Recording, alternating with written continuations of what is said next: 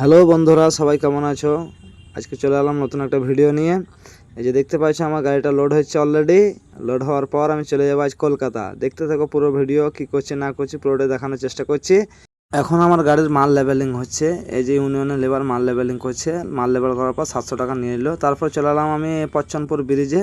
পচ্চনপুর ব্রিজের অবস্থা খুবই খারাপ। অলরেডি একটা তো রাস্তা বন্ধ হয়ে গেছে পানির চাপে। আল্লাহ দেওয়া পানি যাকে বলে, আর একটু পানি বেশি হলে পরে এই ব্রিজটাও বন্ধ হয়ে যাবে। আগে যে পুরাতন ব্রিজ ছিল সেই পুরাতন ব্রিজ হয়ে এখন যাতায়াত চলছে। একটা দিয়ে লোড গাড়ি যাচ্ছে, ওই রাস্তা দিয়ে খালি গাড়ি আসছে। আর যে ডান দিকে যে দেখতে পাচ্ছ পিলারের মতো গম্বুজ দাঁড়িয়ে আছে নতুন ব্রিজের, এই ব্রিজটা চালু হয়ে গেলে ড্রাইভার খালাসে আর আমি তারপর চালান টালান কেটে চলে এলাম রায়পুর আদিবাসী পাড়ায়। যে রায়পুর পাড়াটা পার করছি, তারপর বাড়ি গিয়েছিলাম। বাড়ি যাওয়ার পর একটা বন্ধুকে বললাম একটু পার করতে, গাড়িতে যাবো। সে আমাকে গাড়ি অবধি পার করে দিল। পার করে দেওয়ার পর ফাইনালি আমি চলে এলাম রিলায়েন্স পাম্পে। রিলায়েন্স পাম্পে এসে গাড়িটা ট্যাঙ্কিতে তেল ফুল করে নিলাম। যে দেখতে পাচ্ছি এটা আমার গাড়ি। তারপর চলে এলাম তিলপাড়া ব্রিজ। এই যে তিলপাড়া ব্রিজের বাঁ দিকের দৃশ্যটা দেখতে পাচ্ছ, কত ভয়ানক দৃশ্য। কত কষ্ট মেহনত মুজাহিদা করে রাস্তার কাজের জন্য মেরামত করছিল বাইপাসটা, মানুষের যেন সুবিধা হয়। তা বৃষ্টির জল এমনভাবে এলো, সব পৈমাল করে দিয়ে চলে গেল। আল্লাহ দেওয়া পানি যাকে বলে, আল্লাহ দেওয়া পানি এলে কারো কিছু করার থাকে না বন্ধু।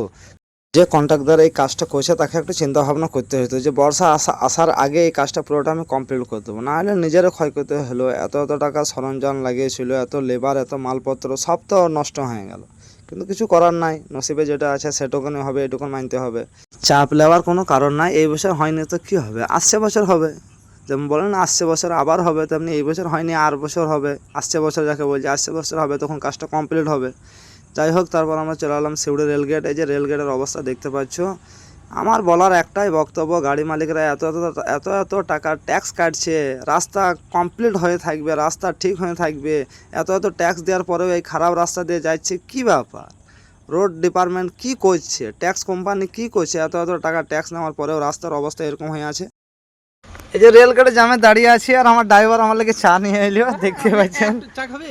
দে 15 টাকা মার, তাহলে ফোন পে, নাহলে 15 টাকা দে।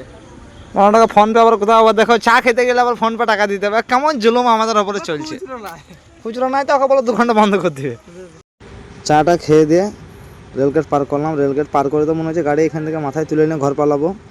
রাস্তাতে কিছু না হয়েছে, গাড়িগুলো আসছে দেখো, টেলার খালি গাড়ি আসছে, তো মনে হচ্ছে শুকনোতেই উল্টিন যাবে।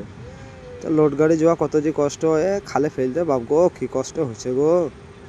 রাস্তা খুঁজে পাই না, নিজের রাস্তা ছেড়ে অন্য লোকের রাস্তা দিয়ে যেতে হয়েছে। মনে হচ্ছে বাপের জমিদারি আমার আছে, 2 কাঠা রাস্তা কিনা আছে, সেই দিকেই যেছি।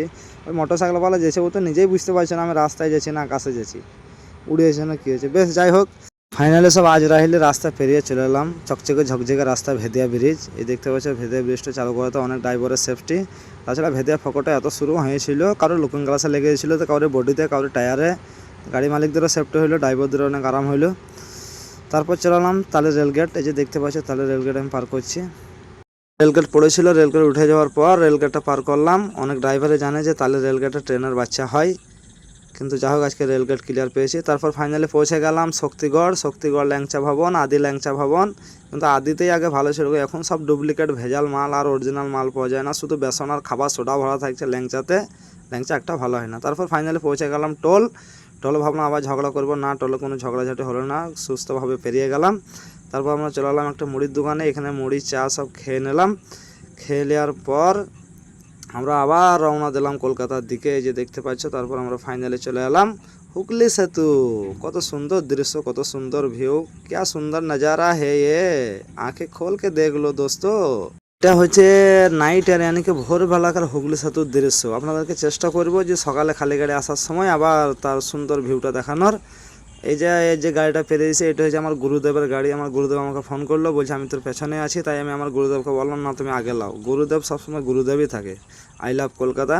ফাইনালি এই যে প্লেসগুলো দেখতে পাচ্ছ, ট্যুরিস্ট ভ্রমণ। আমি যে প্রজেক্টে খালি করার জন্য গিয়েছিলাম, সেখানে এই সব বিল্ডিং কারখানাগুলো তৈরি হবে। তাই ভাবলাম যে আর আসতে পারবো কি পারবো না। প্রজেক্ট ক্লিয়ার হয়ে যাওয়ার পর আমাদের কিন্তু ঢুকতে দেবে না, তাই একটু ছবি তুলে নিলাম। তারপর আবার ফিরে এলাম হুগলি সেতুতে। দেখতে পাচ্ছেন সকালের দৃশ্য কত সুন্দর। ব্রিজটা কেমন লাগছে অবশ্যই কমেন্ট করে জানাবে। এই ভিডিওটা এখান থেকে দেখা হবে পরের ভিডিওতে। Best of luck, thank you all friend.